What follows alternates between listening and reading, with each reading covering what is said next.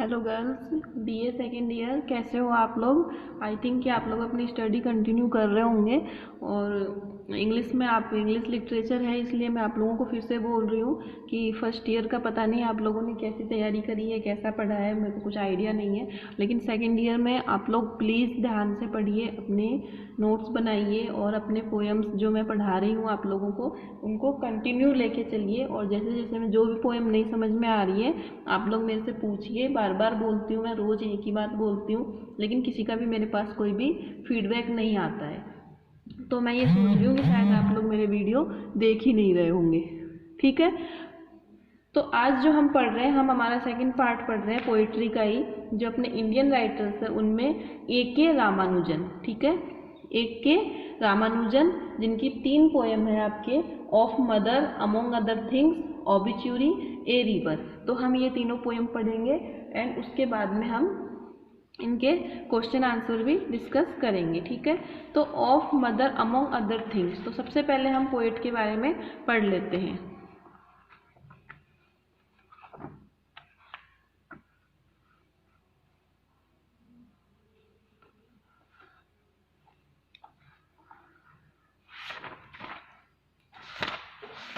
जैसे कि ए.के. रामानुजन जो है वो नेस्टोलॉजी पोएम्स लिखे। नेस्टोलॉजी मीन्स होता है कि परिवार से या अपने परिवार से संबंधित जो पोएम्स लिखी जाती हैं उनको बोला जाता है नेस्टोलॉजी। ठीक है, नेस्टोलॉजी पोएम्स लिखी है उन्होंने। तो ये आपका ए.के. रामानुजन है। ओके, तो हम पोएट के बारे में पढ़ते हैं। इसके अंदर सबसे पहले हम देख रहे हैं introduction to the poet. Poet का इंट्रोडक्शन हम पढ़ रहे हैं, ए.के. रामानुजन। ठीक है, Ramanujan 1929 to 1993, 1929 to 1993 is a triangle writer. Triangle writers means होता है 3 भाषाओं में जो लिखते हैं उनको बोला जाता है ट्राइंगल। ठीक है, त्रिभाषीय लेखक हैं, वो 3 भाषाओं में लिखते हैं और जिनको अलग अलग भाषाओं का ज्ञान होता है वो होता है मल्टीलैंग्वेज, और 3 भाषाओं का ज्ञान होता है उनको बोलते हैं ट्राइलिंगुअल, मीन्स कि 3 भाषाओं में वो लेखक है। और वो कौन कौन सी हम देखते हैं। Bright who so his mastery equally, जो कि अपनी विशेषज्ञता समान रूप से किस में दिखाई देती है, इंग्लिश, तमिल एंड कन्नड़। कौन सी 3 भाषाओं में, वो 3 भाषाओं के कवि हैं, वो लेखक है, इंग्लिश में है, तमिल में है and Kannada. 3 language, there is 3 language and these 3 language are English, Tamil and Kannada. Okay, while English is the language of his creative work. English जो लैंग्वेज है वो उनके क्रिएटिव वर्क्स, जो उनकी जो वर्क्स है उनकी लैंग्वेज जो है वो इंग्लिश है, लेकिन Tamil and Kannada are the mediums of his translation. Tamil और कन्नड़ जो है वो उनका ट्रांसलेशन करने का मीडियम है। ठीक है, मीडियम मीन्स की सोत्र या बीच का जो दरिया मान सकते हैं। ठीक है, बॉर्न, अब देखते हैं हम उनका जन्म कहाँ पे हो रहा है। बॉर्न इन मैसूर इन 1929। कब उनका जन्म हो रहा है, मैसूर में उनका जन्म हो रहा है, 1929 में उनका जन्म हो रहा है मैसूर में। And he got his education in Banumaiah high school, Maharaja college. कहाँ पे, Banumaiah's high school, Banumaiah high school और महाराजा कॉलेज से उन्होंने अपनी शिक्षा प्राप्त करी। उनकी एजुकेशन, अपन जन्म देखते हैं, इनका जन्म जो है 1929 में। मोस्ट जो मेन चीज़ है वो है एजुकेशन इनकी है Banumaiah high school and Maharaja college. ठीक है, महाराजा कॉलेज और भानुमैया हाई स्कूल से इनकी स्टडी हुई है। During 1958 to 59 he was a fellow at Deccan college. Deccan college जो है पुणे में है, ये डेक्कन करके जो जगह है वो डेक्कन जगह के अंदर ही ये कॉलेज है, डेक्कन कॉलेज। ठीक है, डेक्कन कॉलेज में जो बाद में उन्होंने 1958 और 59 पे वो वहाँ पे डेक्कन कॉलेज में उन्होंने अपनी स्टडी करी। देयर आफ्टर, उसके बाद में he earn a Fulbright fellowship and went to Indiana university where he studied for 4 years, जहाँ पे वो 4 साल तक अपनी स्टडी, हायर स्टडी करने के लिए, नेट पीएचडी वगैरह करने के लिए वो इंडियाना यूनिवर्सिटी चले जाते हैं और वहाँ पे वो अपने हायर स्टडी करते हैं। Then he work as a lecturer in English literature, उसके बाद में वो एक इंग्लिश लिटरेचर में एक वर्कर थे, वर्कर टीचर के रूप में उन्होंने काम भी किया। कहाँ पे? 8 years इन क्वेलिन, बेल्जियम एंड बड़ौदा, बेल्जियम और बड़ौदा के अंदर उन्होंने 8 साल तक एज ए लेक्चरार के रूप में, जैसे मैं आप लोगों को पढ़ा रही हूँ वैसे ही वो एज ए लेक्चरार के रूप में वहाँ पे वो वर्क करते हैं। Then for 3 decades he lived in USA, उसके बाद में वो यूएसए में रहने लग जाते हैं। Working there as a professor of linguistic and Dravidian studies in famous university of Chicago, Chicago के अंदर फेम्ड यूनिवर्सिटी शिकागो के अंदर वो लिंग्विस्टिक लैंग्वेज, जो 2 भाषाओं का ज्ञान करवाने वाली जो भाषाएं होती हैं उनमें वो प्रोफेसर भी रहे हुए हैं। Though he lived in USA, USA में रहते हुए he did not forsake his Indian heritage and sensibility, वहाँ पे रहते हुए भी वो अपनी भारतीयता से और संस्कृति से वो दूर नहीं होते हैं और उससे वो वहीं पे अटैच रहते हैं।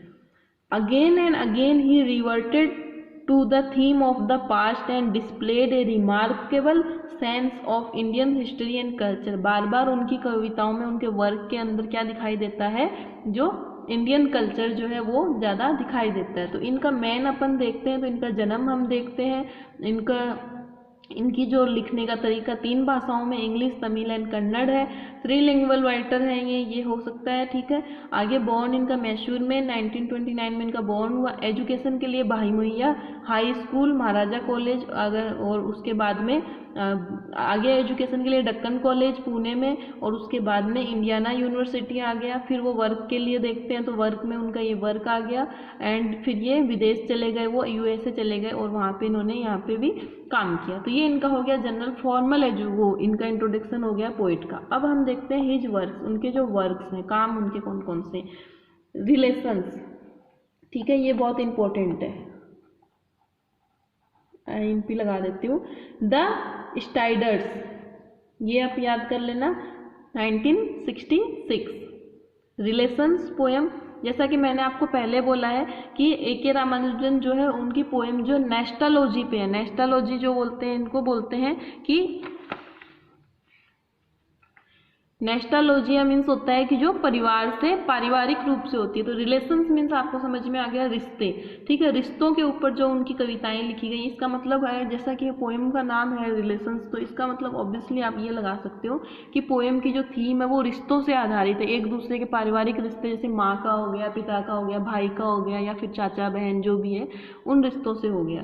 तो selected poems which contained a selection of fine price of the volume number 1 और 2, ठीक है। selected poems में उनकी ये है। ट्रांसलेशन जिसका किया गया है वो है 15 poems from a classical Tamil anthology, ठीक है। 15 पोएम्स हैं जो क्लासिकल तमिल एंथोलॉजी से हैं, ठीक है, उनको ट्रांसलेट किया गया। The interior landscape, no lotus in the navel, speaking of Shiva, Samskara, ये एक बहुत इंपॉर्टेंट है इनका, एक ये याद रख लेना। तो 1 2 3 4 हो जाएंगी, ये भी एक याद रख लेना आप, to know lotus on the novel.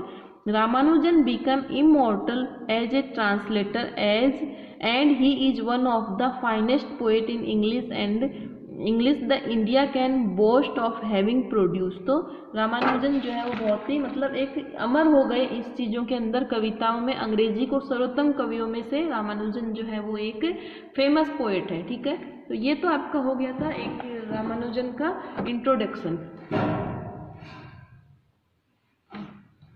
अब हम देखते हैं आपकी पोएम का इंट्रोडक्शन पढ़ते हैं। सबसे पहले जो आपकी पोएम है of mother among other things, जैसा कि पोएम से ही, नाम से ही हमें क्या पता चल रहा है कि मदर मीन्स होता है माँ, अमंग अदर थिंग्स दूसरी चीज़ों से माँ की तुलना करना। तो मैंने आपको पहले ही क्या बताया, मैंने आपको पहले ही बताया कि इनकी जो पोएम है वो कैसी है, पारिवारिक चीज़ों से जुड़ी हुई है, ठीक है। तो मदर माँ हो गई, तो माँ उनके रिश्ते में है, तो माँ से एक रिश्ता होता है, इसलिए उनकी कविताओं का जो बेस है वो क्या है, नेस्टालॉजी किया। ठीक है, यहाँ पे हम देख रहे हैं introduction to the poem. Poem का जो इंट्रोडक्शन है वो हम यहाँ पे देख रहे हैं। Introduction to the poem, Ramanujan poetry is rooted in the family. Rooted means होता है जड़ें।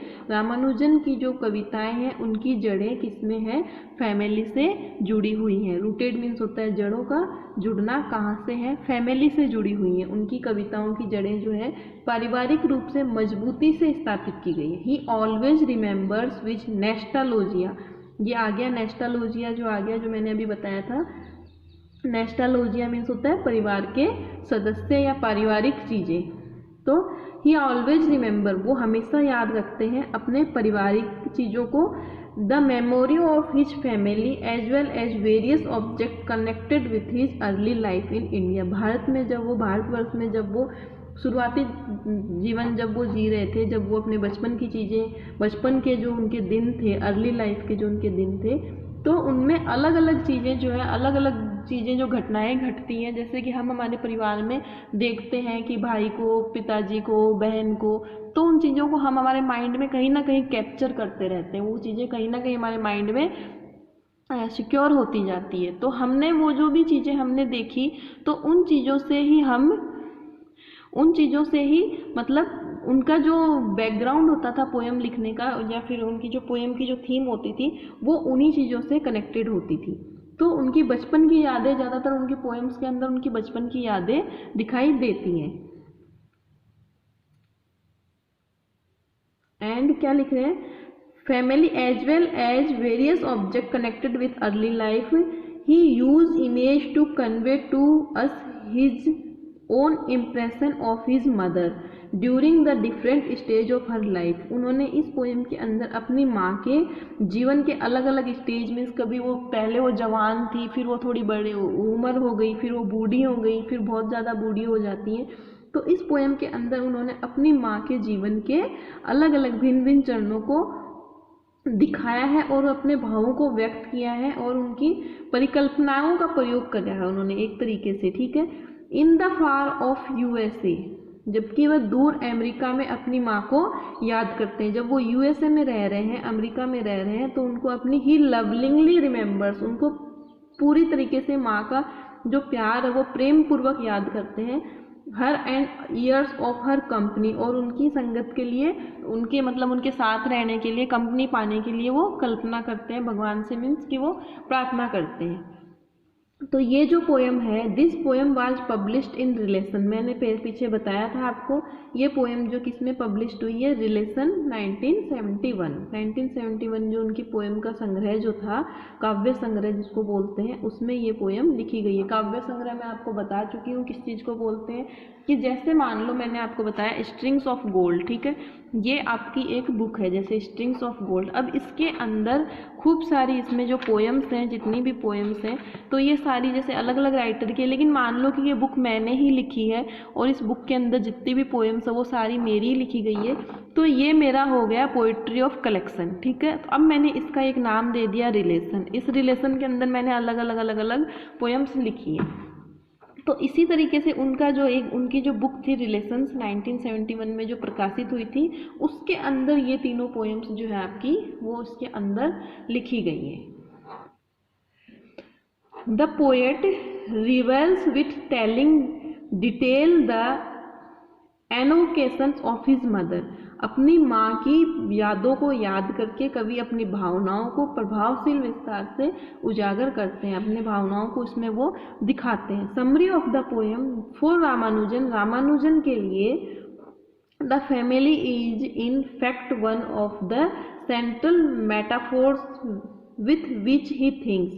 उनका मानना है कि परिवार ही वास्तव में केंद्रीय रूपक है। आपकी किसी भी चीज़ का आधार जो है वो क्या होता है, वो आपका खुद का परिवार है। तो उनका भी यही मानना है। He has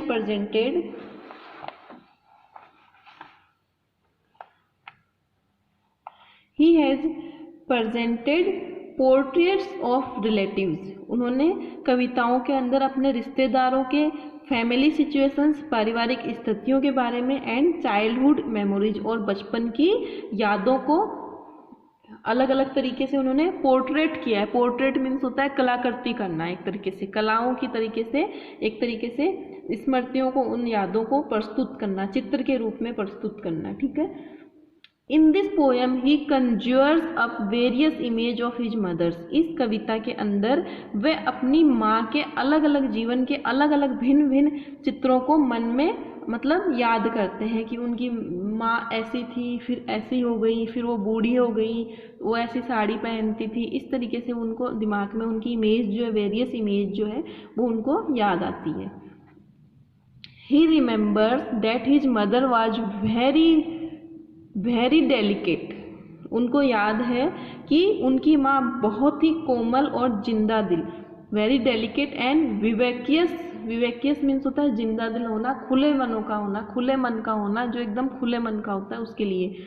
When she was in the prime of her life, जब वो अपने जीवन के जवानी के दिनों में थी, जब वो अपने जीवन के यौवन के दिनों में थी, मीन्स जब वो जवान थी तब वो बहुत ही सुंदर थी, बहुत ही कोमल थी और बहुत ही जिंदा दिल स्त्री थी वो, ठीक है। She were 3 diamonds in her earrings. वो अपने कानों में 3 डायमंड्स वाली ईयरिंग पहनती थी। And rays of bright light like needles sparks from them. और जब उसके ऊपर